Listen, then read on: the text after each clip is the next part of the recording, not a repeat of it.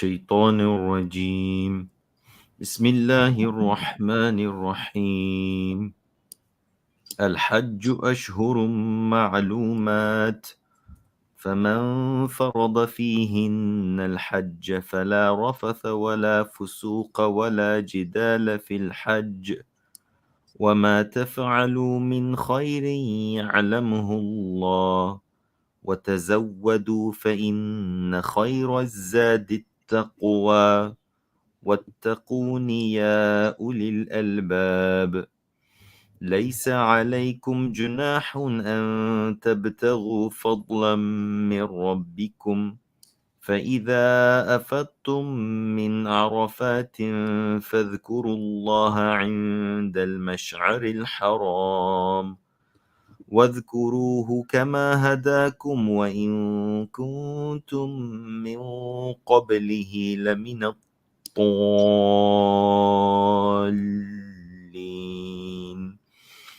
ثم أفيضوا من حيث أفاد الناس واستغفروا الله إن الله غفور رحيم فإذا قضيتم مناسككم فاذكروا الله كذكركم آباءكم أو أشد ذكرا فمن الناس من يقول ربنا آتنا في الدنيا وما له في الآخرة من خلاق ومنهم من يقول ربنا آتنا في الدنيا حسنة وفي الآخرة حسنة وقنا عذاب النار أولئك لهم نصيب مما كسبوا والله سريع الحساب.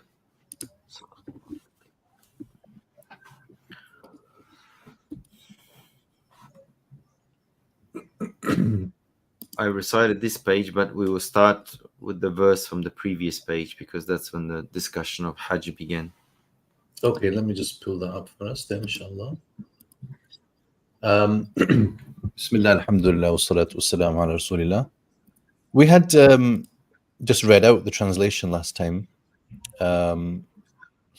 So the ayat which start to speak about the Hajj in more detail begin here. Complete the pilgrimages, major and minor, for the sake of God. Al-Hajj wal-Umrah. If you are prevented from doing so, then send whatever offering for sacrifice you can afford. And do not shave your heads until the offering has reached the place of sacrifice. If any of you is ill or has an ailment of the scalp, he should compensate by fasting or feeding the poor or offering sacrifice. When you are in safety, anyone wishing to take a break between the minor pilgrimage and the major one must make whatever offering he can afford. If he lacks the means, he should fast for 3 days during the pilgrimage and 7 days on his return, making 10 days in all. This applies to those whose household is not near the sacred mosque. Always be mindful of God and be aware that he is stern in his retribution. So perhaps we can shed some light in the tafsir here before reading the next part. What do you think? Yeah. Maybe just because the discussion previously was on fighting, about fighting in the sacred month, and then the verse ended with a call and encouragement to spending in the way, because fighting, or whether we call it qital or jihad, both heavily rely on financial means. In terms of munasabat, the topic of Hajj is brought up here, Imam Bukhari says, because Hajj, according to many hadith, is also fi sabilillah. As we know, jihad is one of the ways fi sabilillah, and qital is. But Hajj is also, apparently there are a hadith that says al-hajju min sabilillah. Explicitly Imam Bukhari quotes. I don't know the exact references of the hadith.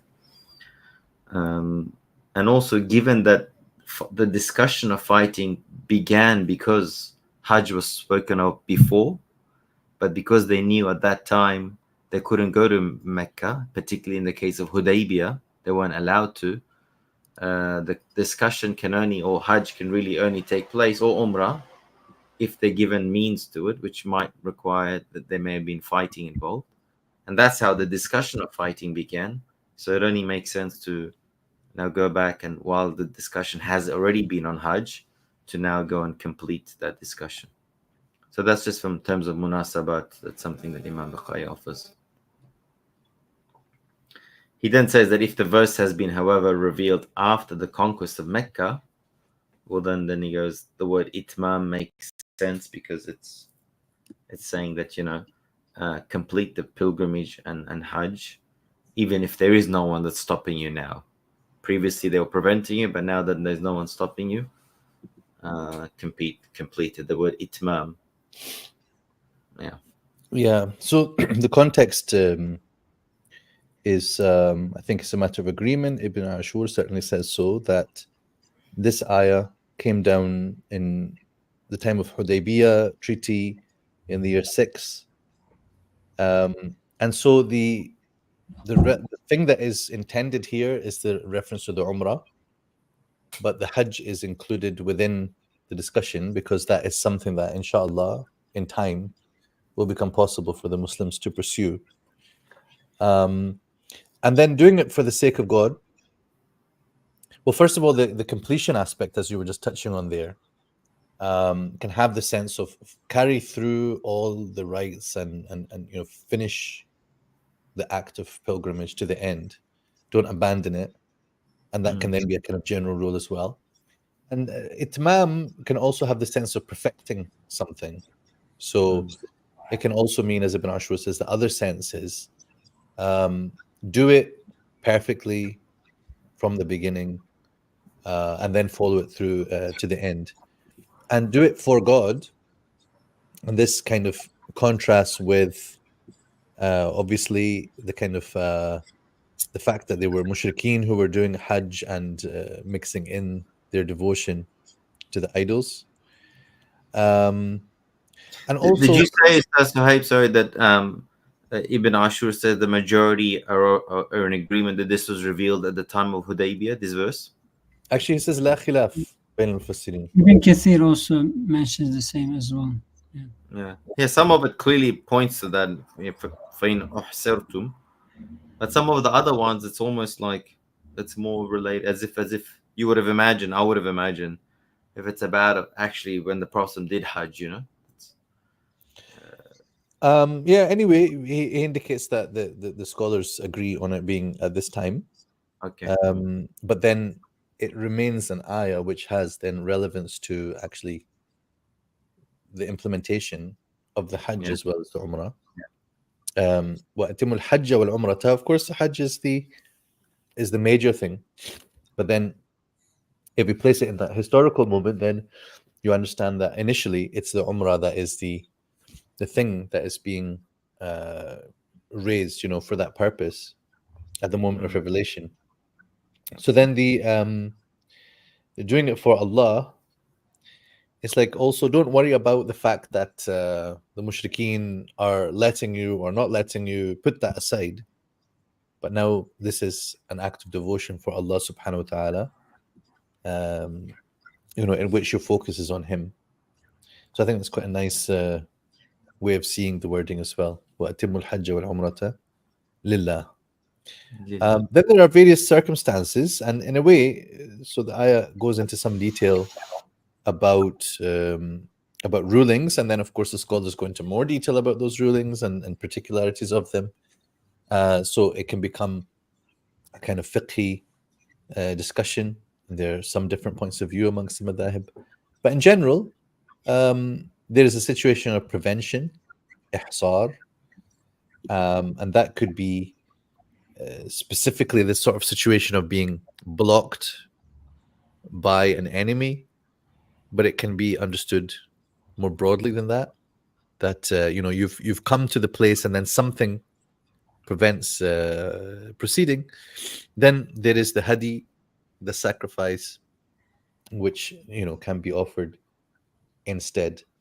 Whereas if you are in fact then carrying out the rites, then the shaving of the head, as we know, is the particularly evocative act of coming out of ihram. So do not shave your heads implies do not come out of ihram until that time of the sacrifice. But then there could also be some circumstances in which you have to actually shave your head, or you have to violate, and cancel some of the norms of ihram.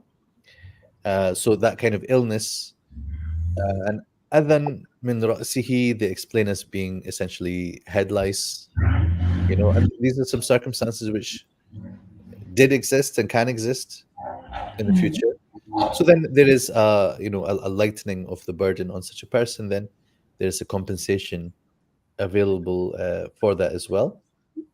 There was actually an incident that takes place, and the Prophet asks one of the Sahabi to shave his head because of lice.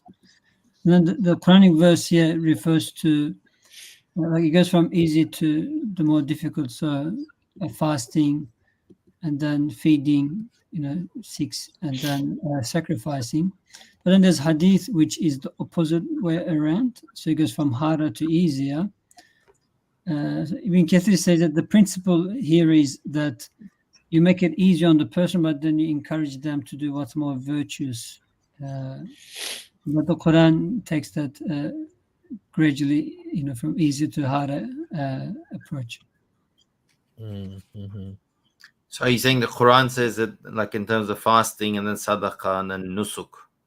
Yeah, that's right. So the fasting is easier than feeding people, is a bit harder than, sacrificing an animal is financially burdensome, more difficult. Yeah. What does the nusuk refer to, I wonder? Nusuk is generally understood here to mean a sacrifice of an animal. Yeah. Although the word nusuk in itself is broader than that and can mean any act of worship, but it has a kind of more specific usage, which is well known. Okay. So also in the ayah at the end of Surah Al-An'am, قُلْ إِنَّ الصَّلَاةِ وَنُسُكِي وَمَحْيَايَ وَمَمَاتِي. Right? So then nusuk is usually translated that way. So my prayer, my sacrifice, my living and my dying. True, yeah. Yeah, I just always assumed it as meaning rituals of Hajj. The word manasik is always in my mind, but you're right. Manasik is there. Yeah, we have in this passage as well. إِذَا قَضَيْتُم مَنَاسِكَكُم. So that's a broader usage, and the use in the rites of the pilgrimage. Whereas here it is understood as a dhabiha. And that's almost the most popular one. Like in the 5th book, if you do this, then upon you is blood. Alaikadam. Yeah. Alaikadam, yani dam. It's always blood, this, blood. Like in every situation. It seems like that's the code word for slaughter or sacrifice. It's a blood. Yeah. I always get amazed by what Allah subhanahu wa ta'ala chose to be in the Quran, what not. For example, some of the very details of Hajj is there, like explicit, very explicit. Sometimes, tilka asharatun kamila. Allah says 7 days and then 3 days, and then that's 10 total.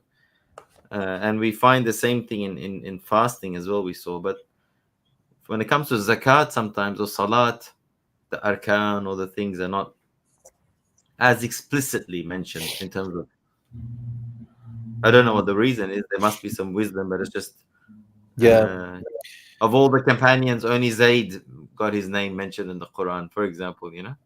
It's interesting what makes it to the Quran, what doesn't.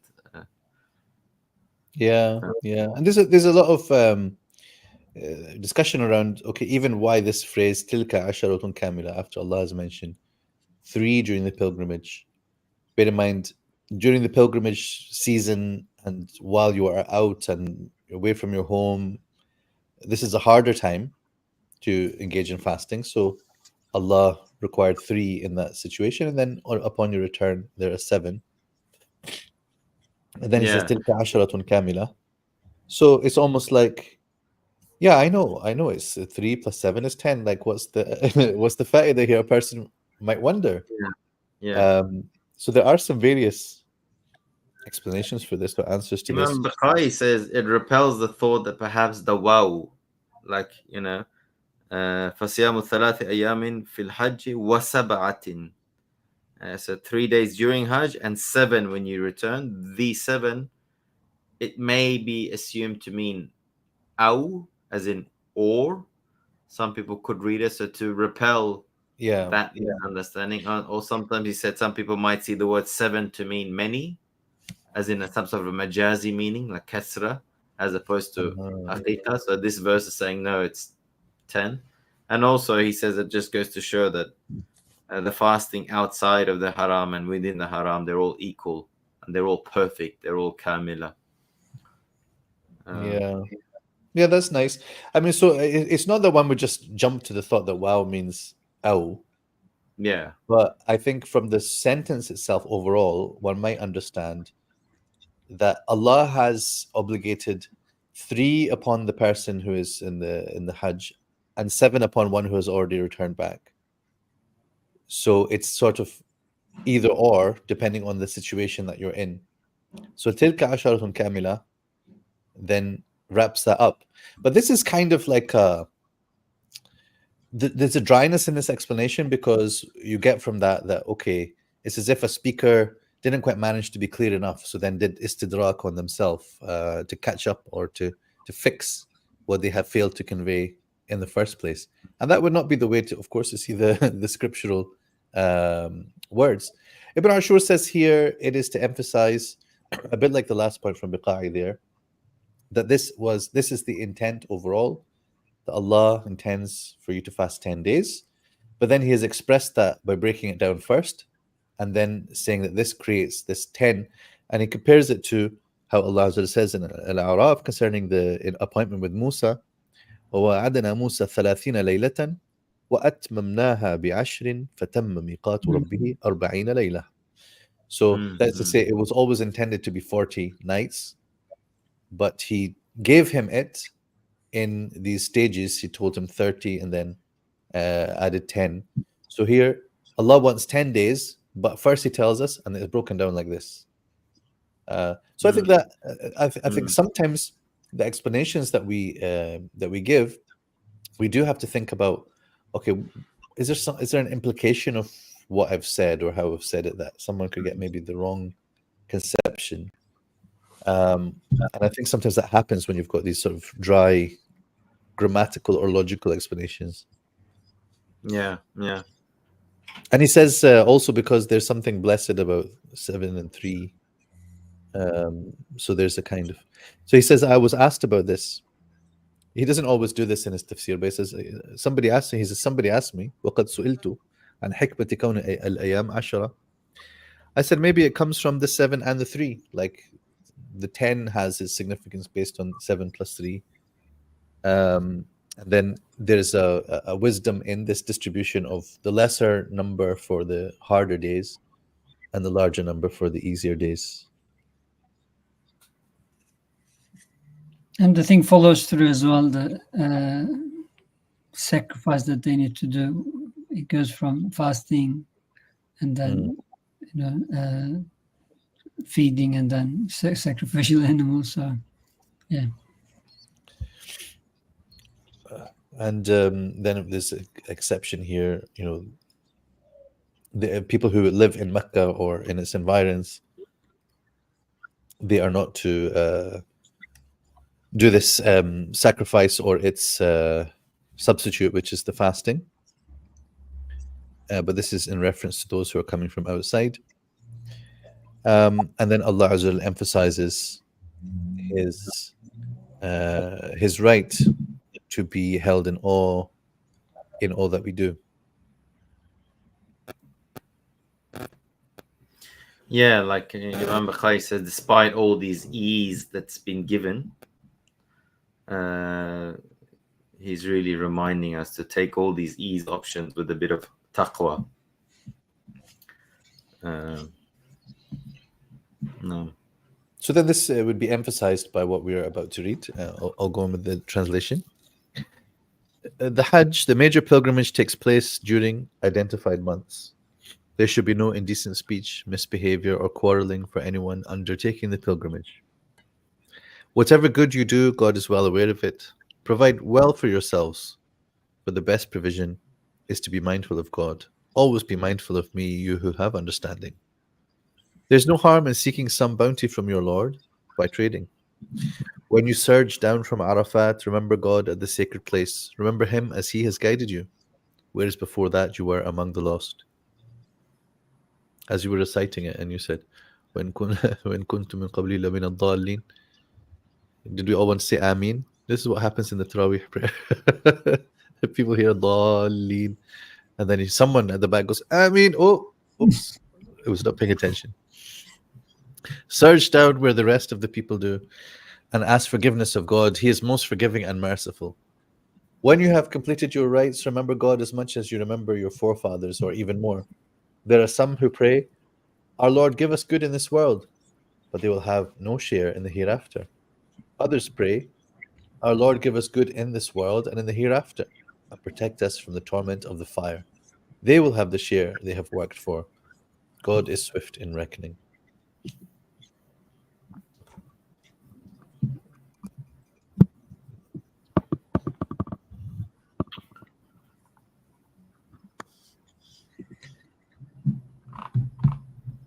So in terms of munasabat, we don't need to go through verse by verse because it's all the same section within Hajj, but Imam Bukhari does always, as usual, offer one thing than the other, even within word for word. It's like obviously the listener will now, once being told about all these rules, will be, the question comes, when is the time for this Hajj? Is it any time or is it a specific time? And so that's when the timing is brought. And the word ashhur is jamu qilla, so it's a few months, around 3 months. So it's what is it? Shawwal, Dhul-Qa'dah, and the first 10 days of Hijjah. Yeah. Yes. So part of Dhul-Hijjah, even so, arguably it's 2 months and a bit.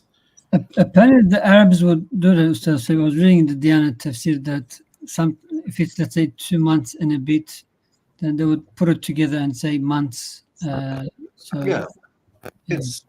It's quite straightforward. You don't have to then say, okay, aqallul jam'i ithnan, and so sometimes they say that even 2 can be treated with a plural. But even 2 plus, once you've entered the 3rd month, you can then consider that month included. So these were the months of Hajj, and they are known. And maybe this jam'u qilla, as you said, this plural of paucity, as they say, right? This is a fancy word. This indicates that, it is not, again, an immense task to avoid these things that are mentioned here during this time. Just like earlier on in the Siyam, Ayyam al-Ma'dudat. It's just a small number of days. Even if we go with the view that is in reference to Ramadan, which is one of the views, right? So it's just a few days. Ultimately, is it so hard for you to refrain from the eating and drinking in Ramadan? And is it so hard for you to, if you are planning to do the Hajj, to refrain from these things that have been mentioned? And farada implies, not just making an intention, but even entering into ihram. So technically, these are the rules pertaining to being in the state of ihram. No harm, of course, in sort of stopping with evil things, more broadly than that. But certain things, of course, are allowed outside of ihram. But they had also sometimes, in a way, stricter rules in the time of Jahiliyyah. When you kind of review what the Mufassirin are telling us about things that they used to do and not do, they were sometimes stricter. And that's why in these ayat, for example, permission is given for trading, right? Because certain things they had imposed as a stricture, which shows you that, innovation in religion is not always in, abandoning the obligations.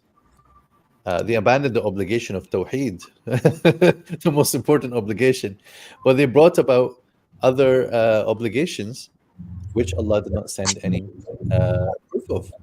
And what's known, of course, is that one of the practices that some of them had was to go remove all their clothes when they did tawaf, right? Which at first you think, okay, this sounds like a liberalism or something, but in fact it's not. It wasn't for the kind of liberal reasons of freedom, and in fact it was from a kind of strictness, because they said, how can we go around the house in clothes that we sinned in? So in a way, like, we almost follow a similar thing when we put on the clothes of ihram, okay, particularly for men, that we dress in something that is not our normal clothes. But of course, they had taken it to a kind of extreme in that respect. So it's interesting, the background is sometimes important to get a sense of why the specific things are mentioned in the ayat. What are they answering? And sometimes, of course, you have to infer that from the ayat themselves, right? So you can surmise from the ayah what was the situation that is being responded to. Yeah, and like you said, they innovated in things and prohibited for themselves some of the mundane things, but Allah subhanahu wa ta'ala mentions some of this mundane. It's not an appropriate word, but he mentions it, but he adds this vertical element to it, this vertical dimension. For example, take your provisions for traveling, but the best provision is taqwa. Also, same thing is being elsewhere done in the Quran with libas. The best clothing is the clothing of taqwa. You can. I was just going to mention, like with the provision as well. Like apparently, people of Yemen, they used to think that okay, like we don't need to take food. We're going to have tawakkul on Allah and just start their journey without any food, and then obviously on the way they would become needy, and they'll have issues and problems. And I mean, one of the Ibn Abbas says that then this verse was revealed. I think it's really the same story with the ihram as well. Like when that divine compass is not in place, us human beings, people can go to either extreme in the actions that we do. So I think this is another extreme here, where you say that you're relying on Allah, but you're not really pertaining to causes by taking your food. But at the same time, just like on this journey of Hajj, or when you're traveling, food is very important. You can't do without it. So is taqwa in your journey to Allah subhanahu wa ta'ala as well. It's just like food and water. You need it, and without it, you can't really continue your journey. Yeah. It's a very beautiful kind of description. It has the practical aspect, but of course, mainly the spiritual meaning is the thing that's being emphasized here.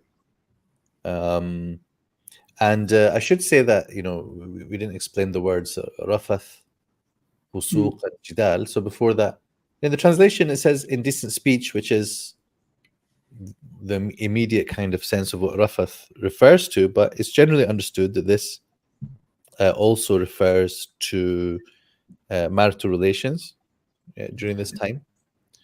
So some translations probably reflect that as well.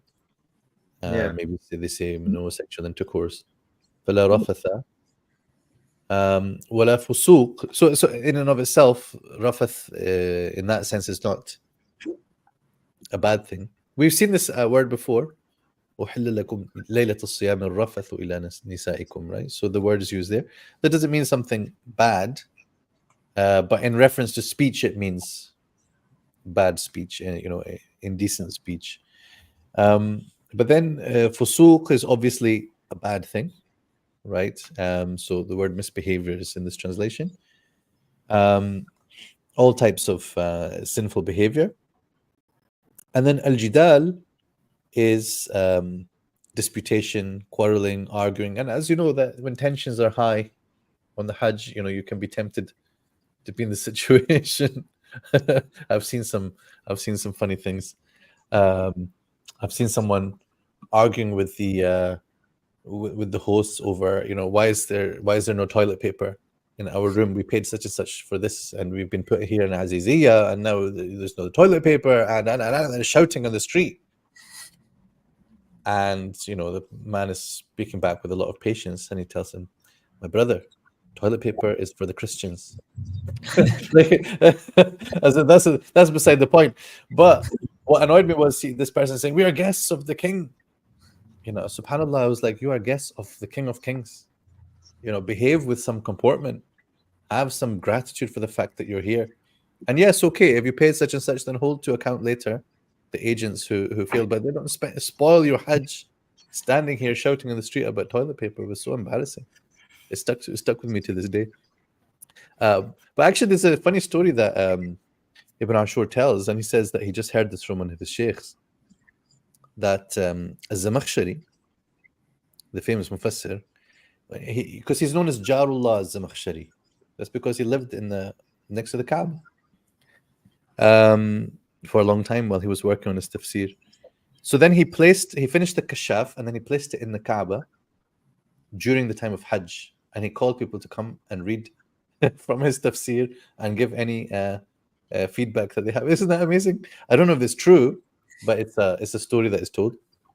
So then the scholars would come and look at it, and he says, "Man bada lahu an yujadila fi shay'in falyaf'al." Anyone who wants to dispute anything in my tafsir, let him do so.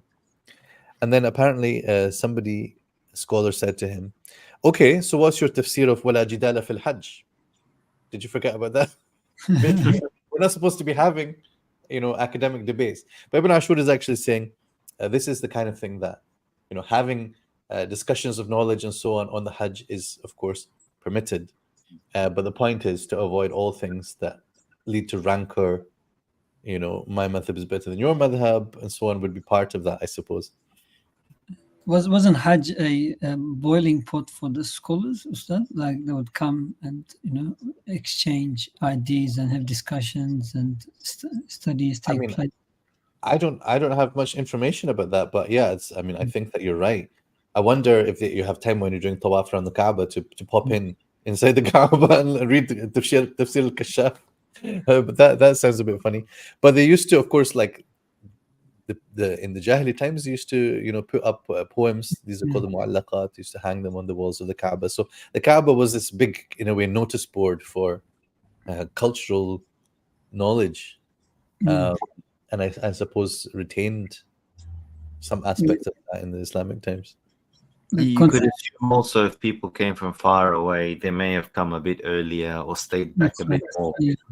So that would have allowed time. Yeah, and I suppose it wasn't as busy as it is now.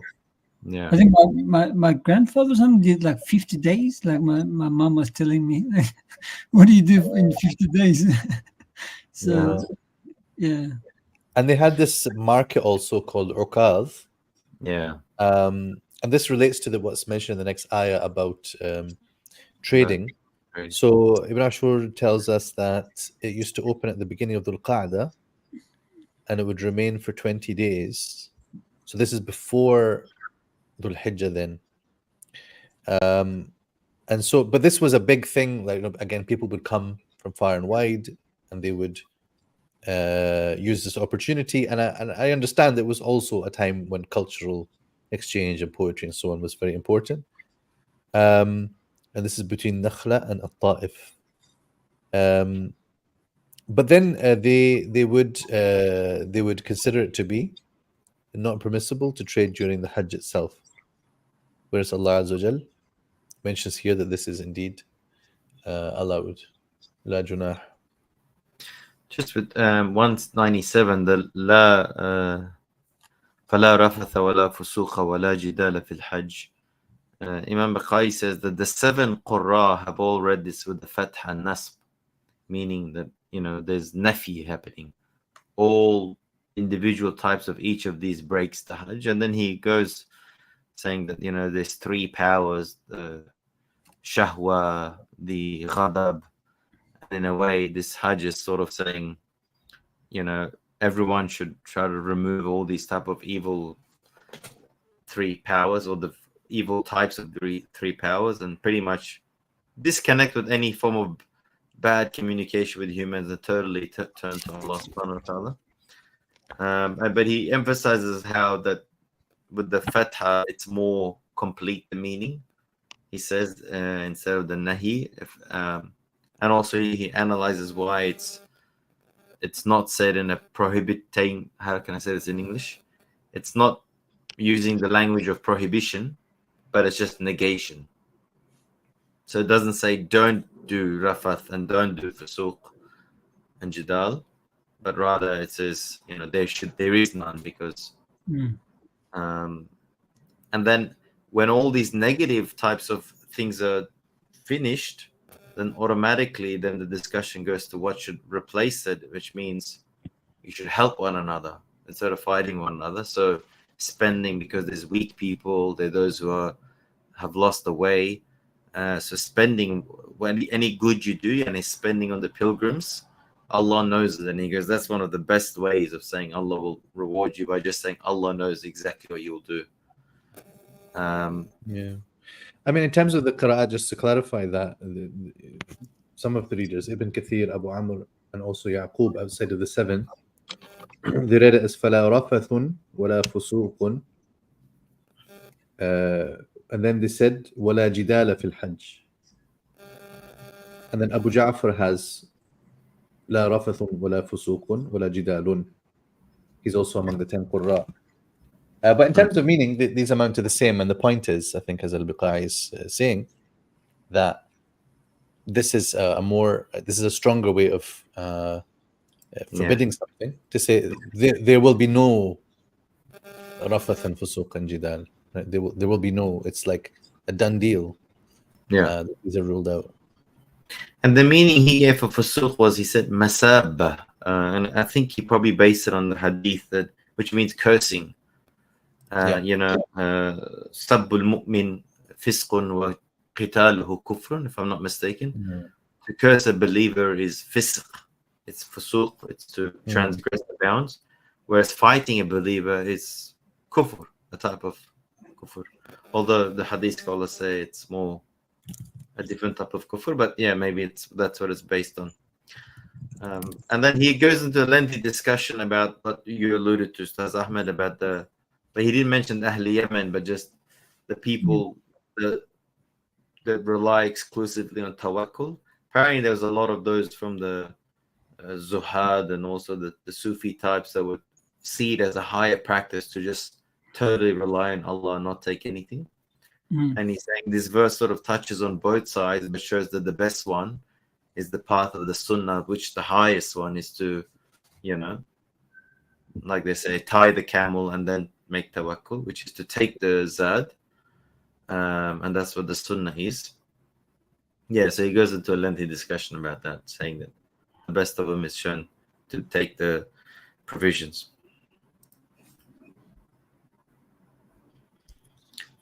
Yeah, I had the hadith from Bukhari. Ukaz, Mijana, and Dhul Majaz were the markets during the pre-Islamic period. And then when the Muslims considered a sin to trade there during the Hajj time. So this is in brackets, the Muslims. Ustadh Sohaib said, that's what I initially understood as the Jahiliyyah, the Quraysh considered it a sin. This is a hadith in Bukhari. But the translation said the Muslims considered it a sin, but perhaps in brackets? In brackets, yeah. Ibn Kathir says it was a practice of the Jahiliyyah, but then it spoiled over, and the Muslims also used to think that it was a sin. Yeah. Okay.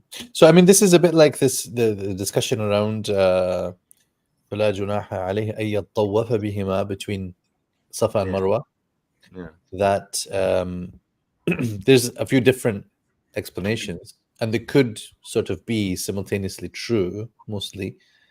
That is to say, there were some who avoided it because actually they had loyalty to another idol. So they said, we are worshippers of Manat, so we don't find it appropriate to go between Isaf and Na'ila on these two mountains of Safa and Marwa. So, and then there were those who thought or felt or kind of assumed that the Safa and Marwa rites were altogether from the Jahiliyyah and something to do with those idols, rather than something which came from the religion of Ibrahim alayhi salam. And those idols had been placed upon it and interfered with what was originally an act of monotheistic worship to Allah subhanahu wa ta'ala. So then so it can be that there's a kind of hangover of sense of discomfort with something because you're not sure about its status. So the revelation comes to clarify, this is from the rights of God, min sha'airillah. And in this case, that trading is fine. Then there is a mention of this specific place, and I think we all know about the plains of Arafat. So there's a mention here about Arafat. It doesn't mention about the wuquf in Arafat, but you can say, the standing there. But you may understand then, since this is given that you will surge from Arafat, so you must understand that before that you will be at Arafat, and this is one of the pillars, indeed, the pillar of pillars in Hajj. There's a hadith, al-Hajju Arafah. So Hajj is Arafah, this equated. If you miss this, you've really missed the Hajj. So when you surge down from Arafat, remember God at the sacred place. This is explained. Al-Mash'ar al-Haram is a reference to Muzdalifah. So Ibn Ashur has a certain perspective on the later expression. ثم أفيضوا من حيث أفاض الناس. So Jumhur al-Mufassirin, as he says, generally what's understood here is this is again referring to Arafat, right? So the thumma does not mean thereafter chronologically, but just is appending one sentence to another sentence. So it's just emphasizing that when you do surge down from Arafat, as the people do, then this is what you will do. So this second ayah here, or ayah 199, is just sort of turning the focus onto this act that you do at the time, right? So here to do with the remembrance, here the asking forgiveness. However, Ibn Ashur suggests that there's another way of seeing it, and that is this is referring to the proceeding from Muzdalifah. Right? But he says that there are some hadiths which go against his view, but he says otherwise I would see that it's more evident that this is talking about that. And he kind of gives a context by which he says, well, they used to how does he put it? The mushrikun used to not do this second act, he says. They didn't used to go to Arafah, the Quraysh leaders. They used to do a different place. So they used to just stand in كانوا في Muzdalifah. الجاهلية يقفون في جمع وهو المزدلفة. They used to stand in Muzdalifah. And they used to think that you have to stand inside the haram. So technically, Arafah is outside of the haram, whereas Mina and Muzdalifah are inside the haram. So they used to stand in Muzdalifah, and then so that's why at this point Allah Azza wa Jalla does not mention the name of Muzdalifah, but refers to it as where the people go down from, right? Yeah, that's his perspective, and then he says, oh, but some of the hadiths really do support the perspective of the majority of Mufassirin, whereby ثم أفيضوا refers to the same as أفضت من عرفات. Yeah. There is actually a hadith by Aisha radiallahu anha where she says that in relation to this verse specifically, that the Quraysh would stay at the Muzdalifah, and the rest of the Arabs would go to Arafah. And she said when Islam came, Allah commanded His Prophet to stand at Arafah and then proceed from there. And then she says, then Allah's statements from the place whence all the people depart. So I guess that kind of is in support of the verse referring to Arafah. Imam Harali also points out how the thumma, like he gives a long balagha explanation where first is in terms of importance and then it goes back in terms of chronology. Basically, a long way of saying why it doesn't mean chronology here. But just with the point with that, it says, Ahmed, you mentioned Amada Aisha's narration and before Abdullah bin Abbas's narration about Okad. Technically, these come in our hadith books under Kitabu Tafsir. And of course, the Sahabis' tafsir have a very important place. But technically, they're not prophetic tafsir. We have to be very... it could be hukman marfu, the tafsir, that they must have heard this from the Prophet. But sometimes it's also the companion's understanding of that verse. This is my personal perspective from what I see explicitly. The prophetic tafsir is when the Prophet himself directly, for example, when they said, whoever doesn't commit zulm, and the Sahaba said, which zulm? And he says, no, it's the zulm of Surah Luqman, ash-shirk.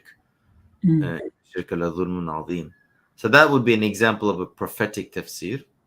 I shouldn't be talking about tafsir in front of Ustadh Sohaib.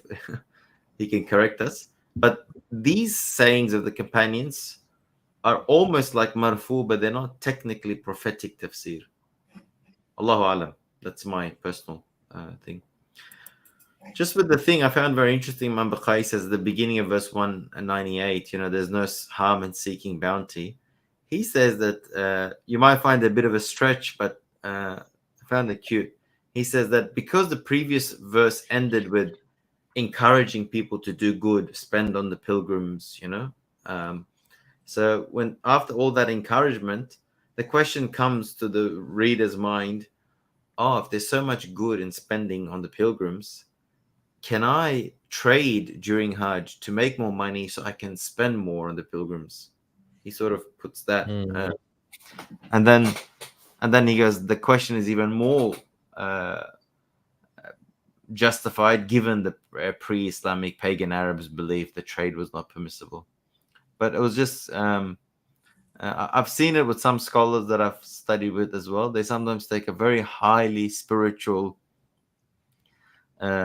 perspective of things, and it might not be the first meaning that comes to our minds, but it's just nice to see. We have different kind of minds, that's why. So some people think about good in ways that we are not so used to. I could support that with reference to an ayah. So in al-Isra, where Allah mentioned, وَإِمَّا تُعْرِضَنَّ عَنْهُمُ ابْتِغَاءَ رَحْمَةٍ مِّن رَبِّكَ تَرْجُوهَا فَقُلْ لَهُمْ قَوْلًا مَيْسُورًا. If for some reason you are not able to give money to someone in need, and if you turn away due to the fact that you are awaiting some bounty, some rahmah, rather than here, fadlan, right? But the same idea that you seek after Allah's bounty, not just for yourself, but you are seeking Allah's bounty for others so that you can give to others.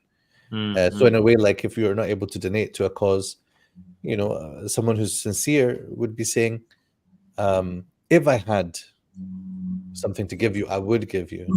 Some people might say that insincerely, but many would say sincerely. And in that case, that you can seek bounty, and then that allows you to then increase in the spending in the way of Allah. Yeah, because if you think about it, like everyone's Allah subhanahu wa ta'ala's guests in that. So in that special time, in that special place, if you become a means, let's say a poor man's there, just full tawakkul, and he asks rizq from Allah, but Allah chooses to deliver that rizq at your hand to that man, what a great honor and sharaf would that be. So it's very interesting because it's opening up a kind of perspective in my mind about the idea. I don't know if this is so practical now because things are more kind of rigid according to rules of the state and whatever, but just the idea that they might go there and then they're like, I want to get the most out of this. They're not thinking about coming back with money that they're going to take out of Mecca and go back to their country. They're thinking about how can I do the maximum amount of good. So part of that would be, let me engage in transaction, let me actually get rich, and then spend it all on good things, Yeah. and multiply my rewards in that time. You know, that's a really interesting perspective. Yeah. Yeah. And he says the word عند المشعر الحرام. The عند also points to the wuquf in a way, as opposed to another word. So there's also a standing in the Muzdalifah. And then he does a very nice poetic analysis how there's two standings, one in the Arafah and one in Muzdalifah. One is by day and the other one's by night. One in Arafah is in outside the Haram. It's Hill. It's in Hill. Whereas the Muzdalifah is in Haram. So fil Hilli wal Haram. One of them, the Arafah one, points to human beings who will be standing on the Day of Judgment totally out of fear, you know, in a difficult situation. While the second one points to those who will be standing under the shade of the Arsh of Allah subhanahu wa ta'ala. So he goes into a bit of a nice discussion about the poetic different ways of, I call it poetic, but you know, the different manifestations of the hereafter, which is one of the main themes of the Hajj that it reflects. Allahu Alam. Just with the previous discussion about, you know, how people innovate things, I think the real problem is not that they took a bit of the harder path, like, okay, I don't want to do tawaf with sinful clothes. The problem is when they made these subjective feelings that someone can do for themselves, when they made it incumbent on others, and they made these subjective aspects of their taqwa as if it's a pillar or a law of the religion, and that's where it gets really problematic and real bid'ah. Whereas if you do certain things and you know it's not strictly speaking sunnah, but you want to do something a bit extra, and you pledge to a commitment to do something, it's okay. But if you start treating that as a sunnah and then making others do it, and then you end up replacing a real sunnah. So I think sometimes that's where also the problem comes in. Yeah, Allah Alam. Ustadh Ahmed, are you Remember, okay? sorry, We haven't Ustadh. heard- we haven't heard from Ustadh Ahmed in a while. Just checking No. so that you're okay. No, I'm here, inshallah. What is the son of many? What does he have? Ibn Kathir hasn't done Hajj. Masha. Is that? Do you think that's true? No, we're not hearing from him. It's as if he hadn't done Oh, I Hajj. see, I see. No, but I mean, I guess, there's a few narrations there as well that Ustadh Sohaib has talked about, like the hadith about Hajj Arafah, pretty much, talks about the standing at Arafah and then the 2 days of Mina plus 1 day. But he also does mention that people from Ibn Abbas, people back before the process, and they used to actually do Arafah, and they used to stand until the sun came up and then would leave Arafah. But we know that for the Prophet ﷺ, it was the other way around. He would come just at noontime and he would stand until, after combining the prayers, until the sun sets. Sometimes I think of these, and like the Prophet ﷺ, it just convinces my heart, just every single bit that, I read about these things. It's probably the hardest time, starting from Dhuhr prayer until Maghrib. What would he make it so hard on himself? Like, I had the opportunity to do it as well. It's divine, like he's asked to do it, and he does it, even though it's more difficult. Some things are challenging. So they just kind of came to my mind. But about the Mash'al al-Haram as well, there's Ibn Umar radiallahu anh, he does mention that it's the mount and the surrounding area. So yeah, I guess those are a few things. Yeah.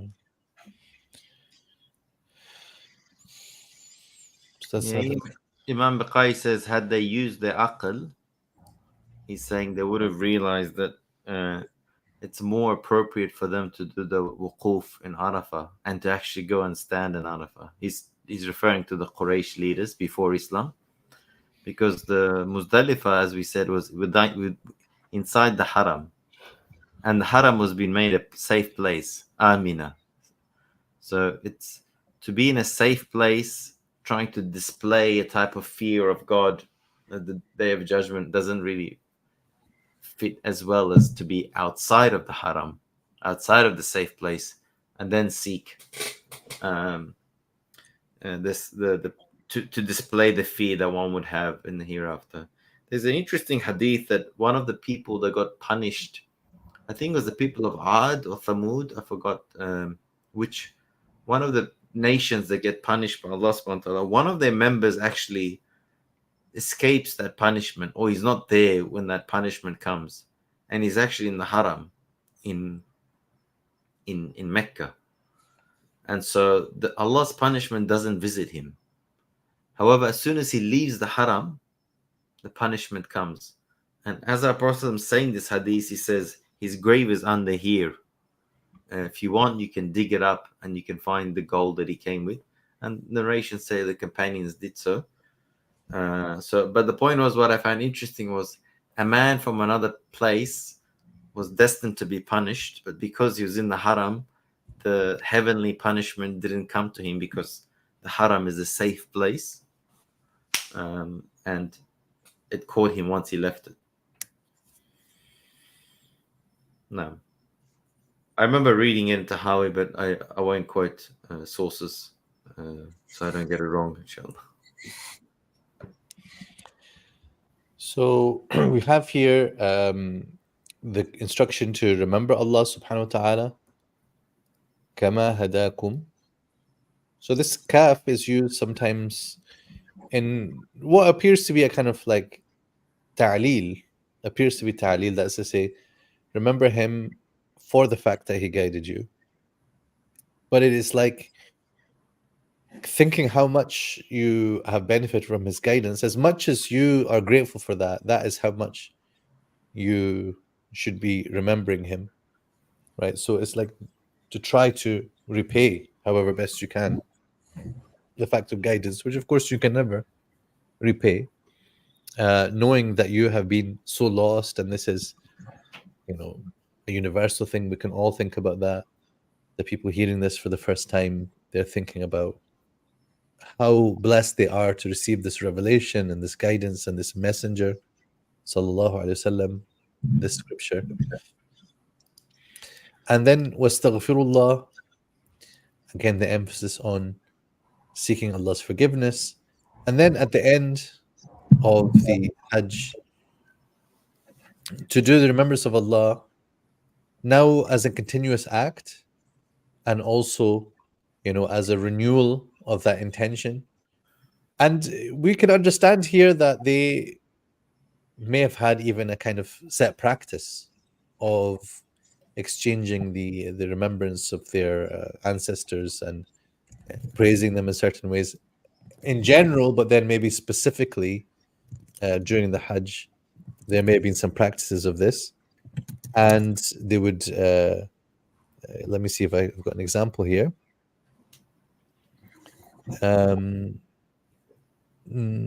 I can't find it just now. Okay, there is something from Ibn Jarir al-Tabari. He mentions that a person would stand and say, "Oh Allah, my father was very great. I don't know, Azim al-Qubba, Azim al-Jafna. I'm not sure what this means. Kathir al-Mal, and he had much money. So give me what he had. Give me what you gave to him." So he would, people would mention their father as almost like a practice that they had, perhaps, to mention their fathers at this time. And then, of course, a great deal of tafakhur and boasting and competition that would happen between people. So Allah Azza wa Jalla says, so the way that you do that, direct that instead to the remembrance of Allah. And then he's not simply saying, give an equivalent remembrance to Allah as you do for your forefathers. But the point, as I think we can understand easily, is rather replace that with the remembrance that Allah is due. أو أشد ذكرى boils down to saying, rather, it should be even more, right? And if we remember, وَالَّذِينَ آمَنُوا أَشَدُّ حُبًّا لِلَّهِ, there are those who set up rivals, but those who believe in Allah subhanahu wa ta'ala are stronger in their love for Him than they are for their idols. there's a narration from Ibn Abbas, and he says that some Bedouins used to come and they used to pray for like a rainy year, a fertile year, and like a year of good childbearing, but they would never mention the affairs of the hereafter. So then he says this verse was revealed, and he does mention also the part about where the people would sit after Hajj and they just would talk about how their fathers used to feed the poor, how they used to pay the diya, how they used to help others, and that would be the language. It almost feels like how sometimes people, I don't know, sometimes the Turks, they go on about, let's say, their Ottoman history or some other nation. They can talk about their ancestors. I mean, which is nice. You feel proud, but what benefit is there? I think Allah Subhanahu wa Taala is saying there's no benefit for you in that. Perhaps there's nothing wrong in that, but there's no benefit in that. So if you're going to do something, then direct it, as you said, Ustadh Saeed, to something that's going to benefit your akhirah. And then there's also a hadith where the Prophet ﷺ sees a man who had become very sick, and like he uses the word as a small bird.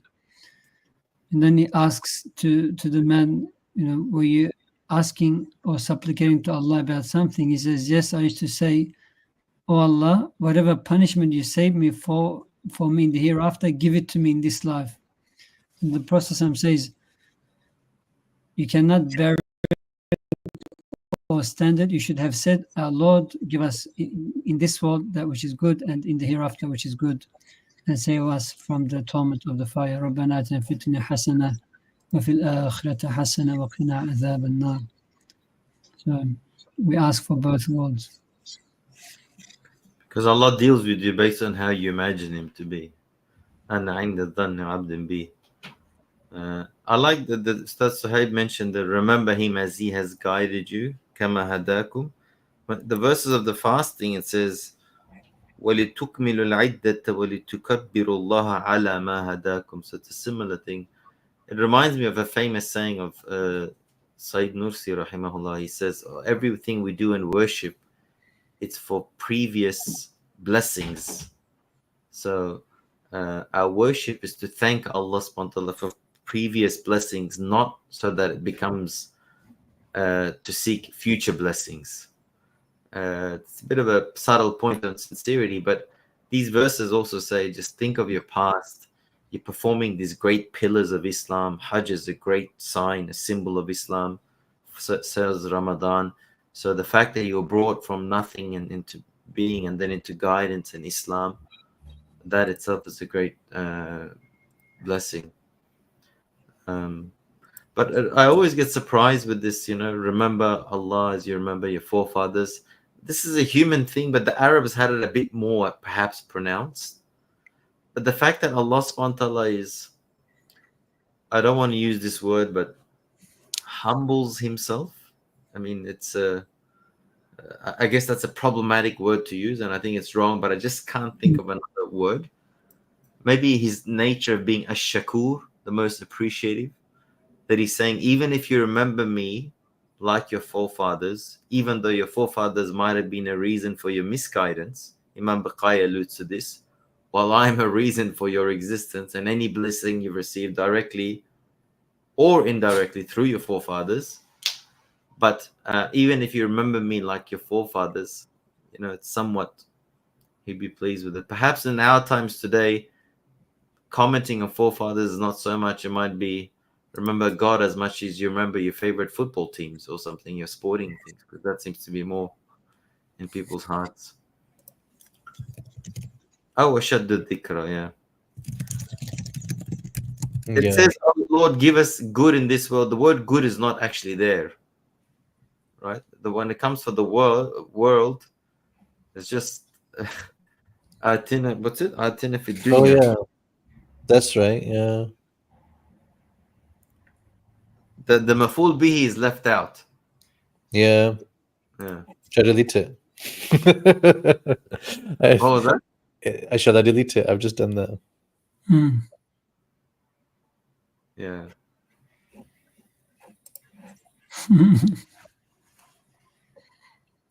Should we take a break? Yeah, inshallah.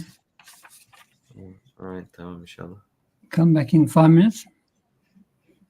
Yeah, it's always a hard spot to take a break at 9:42 p.m. because it means you have to come back at 9:47. Or... No worries, inshallah. No, okay.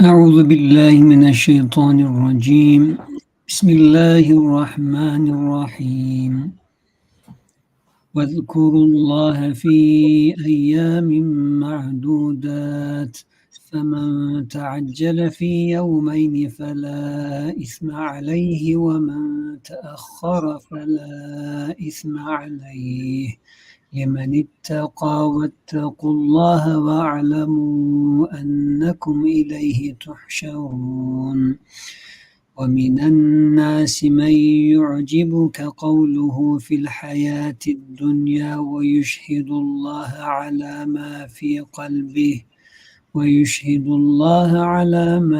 قلبه وهو ألد الخصام وإذا تولى سعى في الأرض ليفسد فيها ويهلك الحرث والنسل والله لا يحب الفساد وإذا قيل له اتق الله أخذته العزة بالإثم فحسبه جهنم ولبئس المهاد ومن الناس من يشري نفسه ابتغاء مرضات الله والله رؤوف بالعباد يا أيها الذين آمنوا ادخلوا في السلم كافة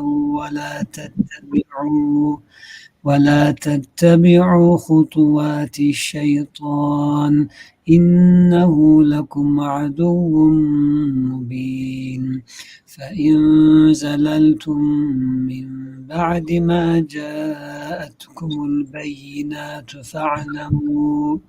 فاعلموا أن الله عزيز حكيم هل ينظرون إلا أن يأتيهم الله في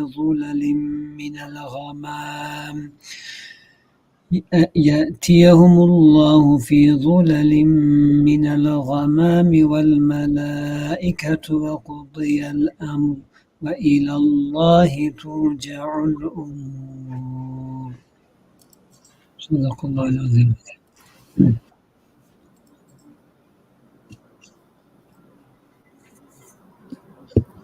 So, in terms of the translation, remember God on the appointed days. If anyone hastens to leave after 2 days, there is no blame on him, nor is there any blame on anyone who stays on, so long as they are mindful of God. Be mindful of God, and remember that you will be gathered to him. There is a kind of man whose views on the life of this world may please you, Prophet, and he even calls on God to witness what is in his heart. Yet he is the bitterest of opponents. When he leaves, he sets out to spread corruption in the land, destroying crops and livestock. God does not like corruption. When he is told, beware of God, his arrogance leads him to sin. Hell is enough for him, a dreadful resting place. But there is also a kind of man who serves up his life to attain God's pleasure, and God is most compassionate to his servants. You who believe, enter wholeheartedly into peaceful submission, and do not follow in Satan's footsteps, for he is your sworn enemy. If you slip back after clear proof has come to you, then be aware that God is mighty and wise. Are those people waiting for anything but for God to come to them in the shadows of the clouds, together with the angels? At that point, all matters would have been decided, and all matters are brought back to God.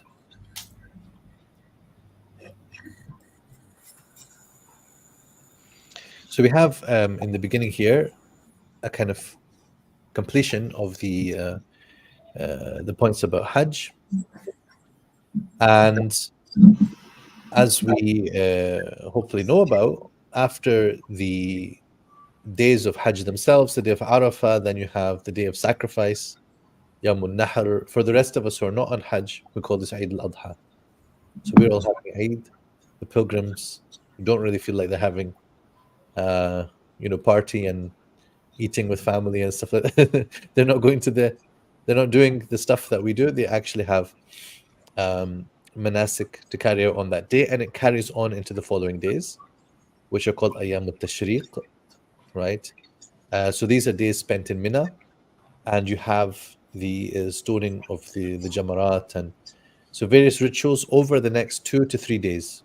So during those 3 days also, and I fear that a lot of people might not know this, so it just gives me an opportunity to mention it. These are also sacred days in which fasting is prohibited, right? So we know we cannot fast on the day of Eid al-Fitr, we cannot fast, and also Eid al-Adha, we cannot fast, and the 3 days after, we cannot fast, the days of Tashriq. And during this time as well, we are encouraged strongly to do takbir, and according to different positions of the scholars and the madahib, there could be after the prayer, we are to do takbir from the day of Arafah all the way through to the third day. So these are sacred days, right? And ayamin ma'dudat here, right? So these also are known things from the time of the pilgrimage as it was, but again with their practices, they had some different things.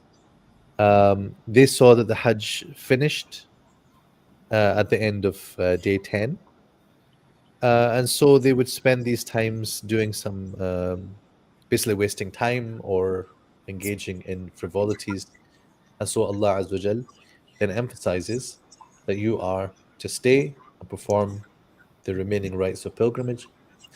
And that can be done in 2 days, and this is fine, or it can be done in 3 days, and this is fine. And when we understand liman ittaqa, there are different ways that scholars have explained it. Ibn Ashur says the only explanation that he finds good here is to say, because this is to say, as long as you are there remembering Allah, having taqwa of Allah, not wasting time, not distracting others from worship, then stay for 3 days, or indeed you may hasten if you need to, you've got further to travel, or you've got circumstances that mean that you leave in 2. This is also fine. Some people had a practice of doing 2, some people had a practice of doing 3. Allah Azza wa Jal then, in the wording here, makes them sound on a par, right? So neither one, should feel that there is something wrong in their action, as long as, in all cases, you are there exercising taqwa and remembrance of Allah subhanahu wa ta'ala, and the remembering that you will be gathered to Him. Just a reflection is, that Hajj itself, all of it is really a kind of a scene in which you are seeing Qiyamah and Hashr and the gathering in front of you. إِذَا أَفَضْتُمْ ثُمَّ أَفِيضُوا مِنْ حَيْثُ أَفَاضَ النَّاسِ. All the events are like the sense of the Day of Judgment, and we know that narrations tell us about that people will be gathered there to Arafah for the eventual gathering for judgment. So there's something beautiful about that connection then between the events of the Hajj and the events of the last day. Yeah. Just one thing though to say, in Mina, like you've done alhamdulillah pretty much everything. Now you've come to Mina, those 3 days. It does become a challenge. You're sharing a tent with people. You're just in the same spot, basically. You're next to each other. So those 3 days could become a challenge for people. The Sheikh went around to a few of the tents and talked about the importance of staying the 3 days. A lot of people I myself was tempted to just leave after 2 days. Obviously you want to just go to back to Kaaba as well. So yeah, I do feel it was a bit more of a challenge to stay the 3 days rather than 2 days, even though it was only an additional day. So yeah. I mean, they say that if you need to leave early because you have to tend to your animals and stuff like that. Yeah. I think most of us we've flown over there for Hajj. We have no animals to tend to. Yeah. It's just interesting that Imam Bukhari alludes to it as well, that after doing a serious act of worship, it's that moment that you let yourself relax, which is the most dangerous moment. My personal life can attest to that as well. But after Salatul Jummah, Quran says, what does it say? Seek Allah's bounty. وَاذْكُرُوا dhikran. I think. So remember Allah plenty here after Arafat, Muzdalifah, and in these times as well. A lot of emphasis on taqwa and zikr of Allah subhanahu wa ta'ala in these days where Ustadh Sohaib was saying that the Meccans were just not doing anything, just hanging around idly.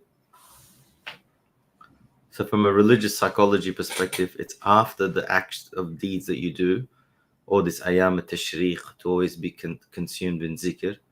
It's a good way. It's like the warm down after the main marathon. That warm down practice is very important for you to recover, inshallah.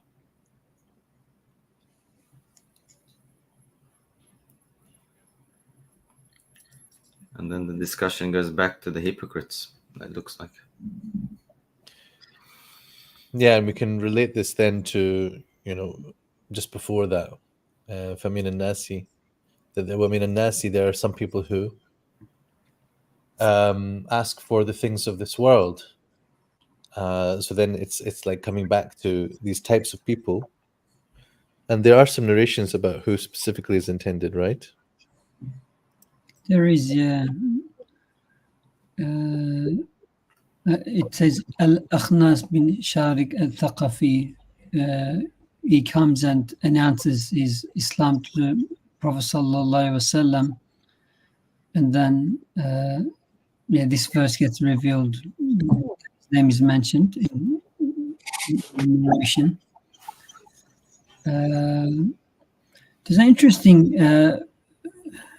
Nauf al-Bikali, who used to read the previous Divan books, said, I find a description of some members of this Ummah in the previously revealed books of Allah. It talks about hypocrites. He says, they are people who use the religion to gain material benefit. Their tongues are sweeter than honey, but their hearts are bitter than sabr, that plant, a bitter plant.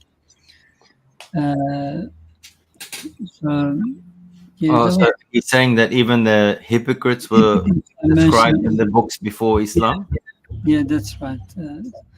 We know the process, the companions even, right? Then this is the first time I'm coming across this, to be honest. Me too. It's the first time hearing. Yeah. But yeah, it does give two types of people. I actually wondered, would the hypocrites have gone to Hajj? Because hypocrites, here we talk about two types of people. The Quran talks about hypocrites who are after material gain, hence they even pray and do other things just so that they could benefit in other ways. So they go to some hardship. But then there's believers who actually sacrifice, who they sell themselves, like speaking literally. But would the hypocrites have gone to such extent of pushing themselves, coming to Hajj, especially from Medina to Mecca, doing all these rituals? I'm not too sure if we have any records. I haven't come across anything, but that would be interesting to explain. Yeah, it would be good to look at that, because I think all the focus goes on the Prophet ﷺ and how he did his Hajj. I was in a conference recently on Sirah. There was a presentation on Hani, the Prophet ﷺ's cousin, the elder sister of Sayyidina Ali radiallahu anhu. According to some narrations, the Prophet ﷺ proposed to her before his prophethood, but her father Abu Talib gave her to someone else because they had intermarriages with the Bani Makhzum tribe. Anyway, but when he comes, that's more on the day of the conquest of Mecca, not the Hajj. But she very particularly observes the process of praying Salatul Duha. And she's like the main narrator about those 8 rakats that he prayed. And she narrates a lot of important things to us. Like what I'm trying to say is that you can look at specific details of the Prophet's Hajj, as well as the conquest and the Hajj. Right now I've confused them, but we can also look at it from the angle of hypocrites, if they were there or not. But Abdullah bin Salul, when did he, Ibn Ubay, when did he pass away? Would it have been before the? Does anyone know if it's before the final pilgrimage? I'm not too sure.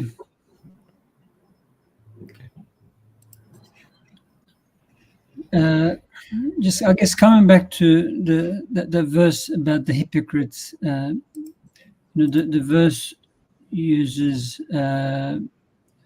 وَهُوَ أَلَدُّ الْخِصَامِ, like it literally means, Ibn Kathir says it literally means wicked, but then here it means quarrelsome. Then it gives the Prophet's hadith, the sons of hypocrite are three, and the third he mentions is, if you have a dispute with him, he is most quarrelsome. And the Prophet also said the most hated person to Allah is he who is alad and khasim. This quarreling are going. We know there's also hadith in the contrary, where the Prophet says, if you give up a quarrel, despite you being right, Allah subhanahu wa ta'ala gives you a house in the middle of Jannah. So, and it does say at the start of the verse how they have the sweetest of the speech. This rhetoric, using good rhetoric, debating, etc., seem to be somewhat attributed to.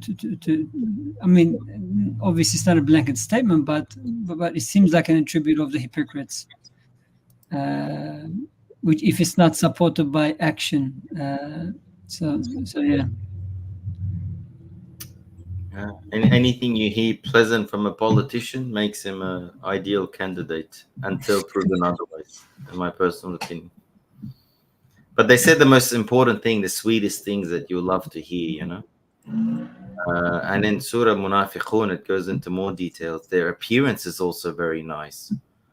Their sounds are very nice. They're very eloquent. They're very picky with their clothes. Yeah. I mean, so it's beside the point, but just we're dealing with just now some news about someone who was out there in the Muslim spaces teaching Qur'an and has now been found to, it's now being under investigation by the FBI for some very, very serious crimes. And it's a separate issue, but it relates to just this point that you brought up, which is that people judge by appearances. And as it happens, the same person I have warned against for years just because of his ignorance.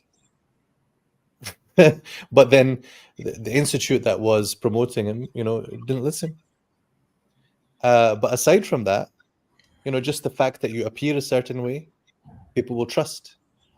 People will trust you in your deen because maybe a beard, or it's the words. And honestly, I think with this particular person that I'm referring to, and if people don't know, I don't want to mention names here on our esteemed platform, but people will know. And if you don't know, then after this you will know. Literally, this person doesn't even have a qualification in anything, but it was all about, some convincing way of speech that people somehow decided that it was okay to give him a platform. And, what's lacking there is also tarbiyah, oversight, institutional protection. And now we have this dangerous situation where people will have lost trust in religious institutions, and this will affect all of us and all our institutions and our personal work. Not to mention the trauma that it's created for people studying Qur'an from this person, because his crimes, as they have been detailed in these reports, he mixed the Qur'an teaching into what he was saying, and how he was convincing people. This is just the case that came out, and God knows what may lie behind, or what may have not been revealed. Allah knows best. But you see here now, there'll be people who are signed up on this Quran course and whatever, and the institute, subhanallah, I think they I'm just going to say this, even though it's not on the platform for it, but they should have more shame than to say, we are going to continue this course regardless.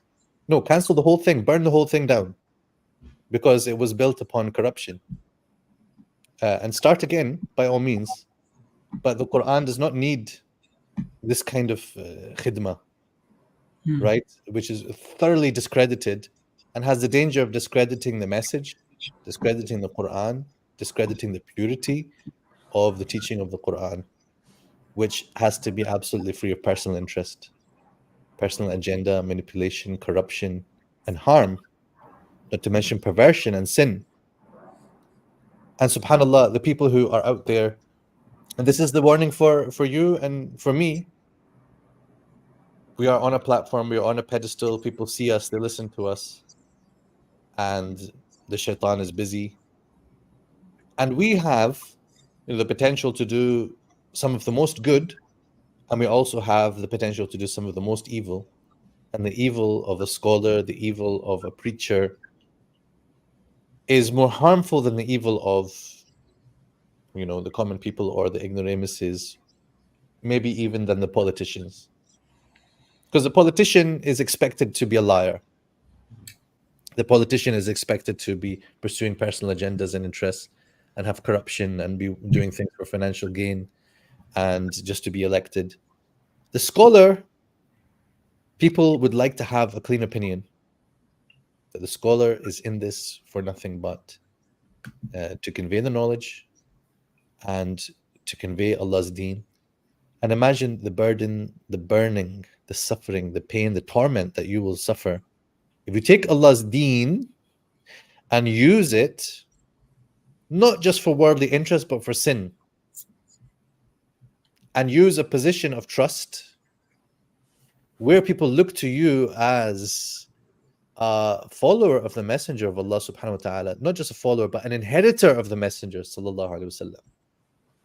They look to you and they trust you with themselves, with their souls, with their children. And then you turn around and abuse that trust. And you are going to go back to the Messenger ﷺ and explain what you did, how you used his reputation, if I may put it this way, to boost your own position and your standing in order to use it not just to gain the scraps of this world. آتنا في الدنيا وما له في الآخرة من خلاق. Not just that, but you used it to get access to people's privacy, their trust, to abuse them, to take from them, to harm them for your own gratification. A'udhu billah. A'udhu billah. So we are reading here about munafiqeen, and we have to understand that there are many types of nifaq, insincerity. Imam Ghazali has a very powerful chapter, and I think that we need to get together and study it. Maybe we should do this actually. Let's just have a special session and we'll read through in the Ihya Ulumuddin, in the chapter on Ikhlas. And in this chapter on Ikhlas, he talks about all the various ways that people are insincere. And one of them was literally this: the levels of evil in insincerity. The most evil that you can get is to be doing religious things in order to launder your reputation and to use it to get access to commit sin. It's the worst. It's the worst of the worst. The worst insincerity possible. And Imam Ghazali has diagnosed every piece of that, and it is so pertinent to things that we observe nowadays. May Allah protect us, the teachers, the scholars, the speakers. May Allah protect all of us, the common people. Because now we are in this situation where we have to kind of say to people, you know what? I'm just going to tell you, don't trust me either. I don't like to say that, but what I'm saying is, I don't want you to be, I need to tell people now, don't be too trusting. And don't be too trusting of me either. That's fine. I don't have any problem with that.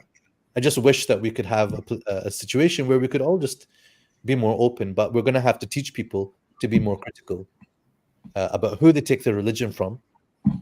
That's one. And number two, the institutional connections that they have. Mashallah, we are here.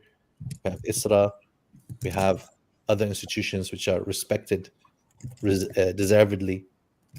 But all of us now as institutions are going to have to also demonstrate clearly that we have standards, that we have processes, that we have safeguards, such an important word, to ensure that things like this do not happen again, because one time is too many. And it's not been just one time by now, but there are more and more shocking cases which are coming out. So sorry for the side, but it's on my mind, to be honest, from the beginning. No, we've experienced these here as well, Ustadh Sohaib. So unfortunately, they happen everywhere. So I'm sure it relates to a lot of people. And it's good you pointed out that nifaq is, I was alluding it at a political level, but the more dangerous type, like you very correctly said, and I'm actually keen to take up your offer and actually studying that, because I thought you were referring to the book of knowledge of Imam Ghazali, where it talks about ulama dunya wa ulama su. But I want to look into that. We need all of it, to be honest. We need Imam Ghazali right now. You said use their position to gain more status so they can commit sin. It's very scary, There's that very, very weak hadith that, it's, what is it? كل حالك إلا العاملون وكل عاملين حالك إلا هلك العالمون إلا العاملون وهلك إلا المخلصون. That one you're referring to. والمخلصون على خطر عظيم. Yeah. But just as in case people are listening and wondering, Ustadh Sohaib, what he said was obviously very true. No one has a right to use the Prophet's name and status, and it has a negative impact. And I think, Ustadh Ahmed, you were doing some research about the causes people leaving religion. One of them you said was bad experience with religious organizations, and it's like in top 4, top 4 reasons, yeah. But in terms of the actual organization, many of these organizations, there's a lot of sincere people in them. I personally have dealt with people of that organization, past and present, and they're very, very sincere people. So I'm sure they're going through a bit of a shock. I don't know the details about what's happened, or I don't know about the course. But just to make sure we don't sometimes throw out the baby with the bathwater, Tomorrow something, God forbid, could come out of ISRA. Someone could come out of another institute in America or in England. Human beings, the problem is in that humanity, we can have bad people, but definitely these institutions should take very stern action. So they distance themselves, and I accept that. I agree with you. We don't want to tar everyone with the same brush, or to imply that there's no good in the organization. But I do think that they struck a very bad note in their initial response, which seemed to be about protecting their reputation and their assets. And I think that they tried to follow that up with something better. So credit to them for that. But the idea that, okay, we're just going to continue this program which this person had set up, when he was not the least bit qualified, in fact, to be undertaking it. That's why I said it in that way. But unfortunately, there could be people who have studied with that person, who now have this news, and now they're like, okay, what do I do with that? I think that's a very hard thing for a student to navigate. The personal hurt that they'll feel, the confusion that they feel. Was there an ulterior motive in the whole thing? Is there a corruption in what I've learned? How does that affect now my relationship with the Qur'an, if that person was somehow connecting me with the Qur'an? This is a huge responsibility and a burden that we take when we choose to get in between people and their deen, and become conduits for their connection to Allah. It's a huge burden, and I don't really know why people rush to it. I'd much rather personally just stay with my books and not talk at all, genuinely speaking. But you guys forced me to join your podcast. So here we are. Yeah, right. we very Sharif. But again, it's a reminder for people, all of us, to read these verses of the Quran. So we have the Quran very clearly outlines all the different spectrum of human beings, from the best of the best to the most sinister, the most evil, using religion to increase their worldly means, and reading verses like this so that we don't so easily, God forbid, if we see one of our scholars that somehow do mistakes, slip, or even worse, so our faith is not affected. Because you're right, I've seen people who've said, their relationship with the Quran was shattered. It took them a year or so just to get back to reading the Quran, because of this, what do they call now? Spiritual abuse, that type of discussion. And it's real, it's serious, and perhaps it's actually much worse than our numbers suggest, because of this, the extent of corruption that's spread. ظهر الفساد في البر والبحر بما كسبت أيدي الناس. Yeah, we may not know exactly. We might not have yet a fully agreed definition of spiritual abuse, and there can be abuse of terms as well. But let's be real that there is something that happens. Yeah. We have to collectively work to solve this problem. Right. So in terms of the time that we have is obviously short, but I think much in these ayat is kind of open to like quite easy to understand, I would say. So it's a type of person, an archetype. Even here when it says, may please you, Prophet, that's one point of view, that it's the mukhatab is the Prophet sallallahu alaihi wasallam, or it's more general than that. It can be more general, that there are people, you can be impressed by them, and then they go and they do corruption in the land. They do not respond to the advice and the correction. But then this is contrasted with another type of person.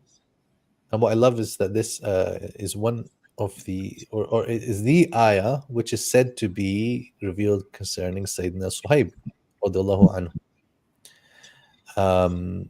So of course I'm named after that Sahabi. Mm-hmm. So that's, that's something that I love. وَمِنَ النَّاسِ مَن يَشْرِي نَفْسَهُ ابْتِغَاءَ مَرْضَاتِ اللَّهِ. And this, is then related to the story where he, was making hijrah to the Prophet ﷺ, and he abandoned the wealth that he had accumulated, and the Prophet ﷺ said to him, رَبِحَ الْبَيْعَ أَبَا يَحْيَا, or Ya Suhaib, so that your trade is successful, right? So then this ayah is also said to be revealed in his connection. Is there other narrations that is connected to anyone else? Wasn't it Abu Talha, the companion who sold his whole? He had a massive land right near the mosque in Medina. There is a story like that. But that was related to Man dhal ladhi yuqridu Allah qardan hasana. Maybe you're thinking about that one. Okay. Yeah. Actually, that's the. Ibn Kathir only mentions Suhaib radiallahu anhu as well. Okay. Yeah. It must be that other verse then. All right. Yeah. Yeah. So of course the meaning then remains general, right? So it's a type of person. So if it's al-Akhnas, who was from the Mushrikeen, or is referring to the Munafiqeen, the first category, and then this other type of person. And then if it was revealed, in that occasion, about Sohaib radiallahu anhu, what it does is then just honor him, that it is applied to him, and it brings up his remembrance. This is Sohaib al-Rumi, right? You're referring to? Sohaib al-Rumi, yes. Yes. Okay. Yeah. Just with the thing when he leaves, I heard this. I've never read this. So I want to, where it says tawalla, it normally means to turn around and, adbara. But what about when he's appointed? Can that be, someone said this, but I haven't read it. So Imam Bukhari doesn't mention it. Yeah, it gets mentioned here as well. Yeah, like that it could also means to take authority to. Yeah, when he's given a point, like when he's made the wali of something, a minister of something. And then fasad as well. Yeah. Yeah, so Ibn Ashur says both meanings are possible here as well. Either it comes from tawliya, turning around, or from walaya. Yeah. Yeah. So then a very important, broad ayah. You who believe, يا أيها الذين آمنوا ادخلوا في السلم كافة ولا تتبعوا خطوات الشيطان إنه لكم عدو مبين. So it's interesting. A silm, of course, as a word, is the opposite of war. So it's a kind of truce.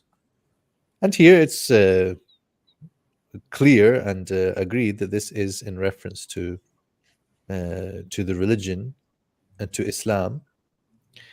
And sometimes people say, Islam means peace. And then other people say, no, it doesn't. How dare, you've got this wrong. Take that off the side of the bus. Take that off the mug, the da'wah mug. Islam doesn't mean peace. Islam means submission. But then, of course, here, silm means peace. And there is, of course, a relation between the word silm and the word Islam. And, the sense of wholeheartedly and the sense of devotion. And these are some of the words that Abdul Halim uses in his translation. These are interrelated, right? Because obviously Islam is giving yourself wholly to God, like submitting, handing something over, right? And doing so as a whole, even that in itself, the wholeness is within the word salima, to be whole rather than to be broken, damaged, right? Illa man atallah biqalbin salim, that on that day we have to go back to Allah with a heart which is whole, which is well, which is not sick, which is sound. Yeah, that's a good word for it. So they're interrelated concepts, of course. So udkhulu fi silm, it sort of emphasizes the peace aspect of it, right? So rather than being at war with God, at war with yourselves, at war with each other, enter into this truce with God, right? I like to see that in a spiritual sense. And then, of course, right after that is a mention of your enemy, and don't follow the way of shaitan. It's a nice combination you've put, Ustadh Sohaib, like peaceful submission. Ibn Kathir says it's Islam. It says silm means Islam. And the Diana Tafsir actually chooses peace as the best word to describe. But then you combine them with peaceful submission that denotes both meanings in a way. But Ibn Kathir talks about entering Kaf like in its entirety, strict observing its requirements and staying away from prohibitions and doing entirely what Allah subhanahu wa ta'ala has asked us to do. So he sees that as entering Islam in its entirety. Yeah. So Ibn Ashur actually wants to take it more in its linguistic sense of meaning the state of peace. And this is generally, a sort of call to establish a peaceful society.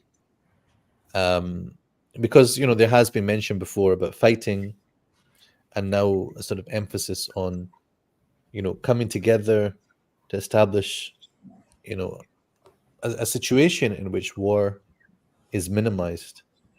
So we can definitely sort of see the ayah with both senses and consider what is the wisdom, even if it is referring to entering into Islam, why it has been given this banner here of the way of peace.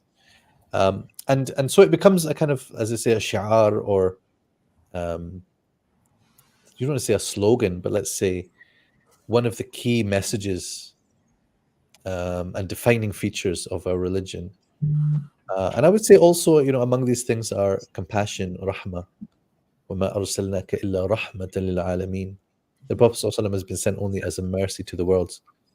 So we need to keep these things very much in our sight, in the way that we do things, in the way that we represent our deen, that this is what it's all about.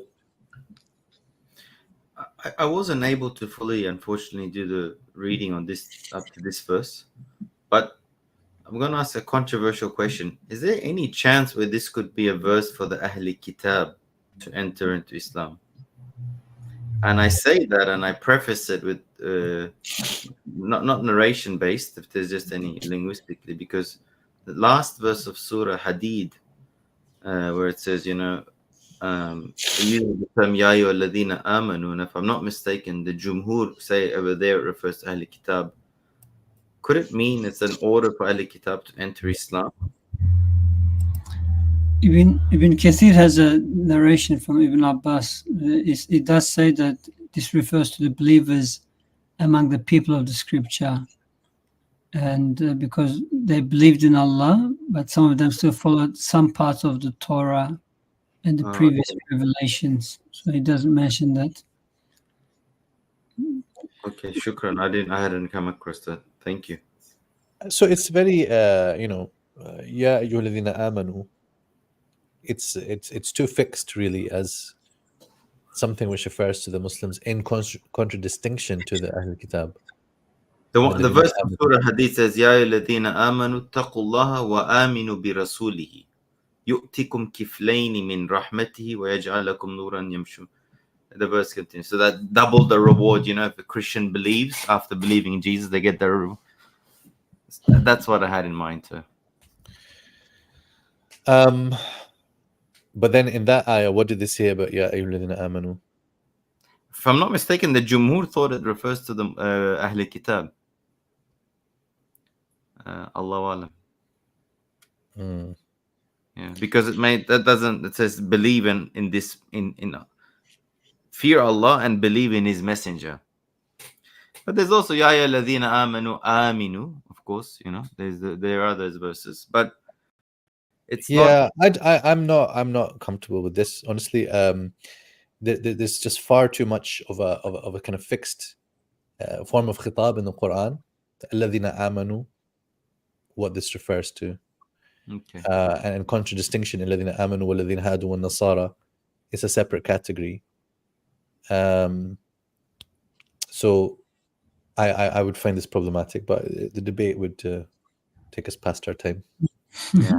I was just asking an explorative types of question. Like, I wonder if it could have, there's been anything. Yeah. All right. Just with the translation of the last verse, Ustadh Sohaib, are those people? Oh, sorry, we haven't covered 209. It says, at that point, all matters would have been decided. Now the verse, if I'm not mistaken, doesn't. I mean, that's alluded, right? Yeah, it's obviously a complex ayah. Are we going into it? If not, then let's not talk about one word of it. Okay, sure. Yeah, maybe our time is up. I love this this theme of the Quran, that if the angels were to be shown, then the matter would be have concluded. This whole nature of Iman is that it's meant to be a bit of a, not a secret, but a bit of a test. And if everything was so explicit that there'll be no room and the aql will be forced to believe, as one scholar says it, there'll be no difference between Abu Bakr and Abu Jahl. If it was forceful of that nature, it would all be Qudi al-Amr. So the verse took my attention, and then I looked at how the translation one reads it. Yeah, inshallah, perhaps we can pick up on some aspects of the wording next time, inshallah, to clarify that as well. Okay. So Ahmed, can you share that narration of Abdullah bin Abbas if you can? I'll look into that, because Bukhari sometimes doesn't go into the narrations, unfortunately. Yeah, no problem, inshallah. Okay, well, Jazakumullah khairan, inshallah. Until next week. Make dua for each other by name. May Allah protect us. May Allah protect Ustadh Suhaib and give barakah to his Quranic work. May Allah protect us, Ahmed. We live in tough times, fitna times. May Allah protect us. No, inshallah. Ameen, inshallah. Ameen. Assalamu alaikum wa rahmatullahi wa barakatuh. Allah bless you all and everyone listening. Assalamu alaikum wa rahmatullah. Alaikum assalam.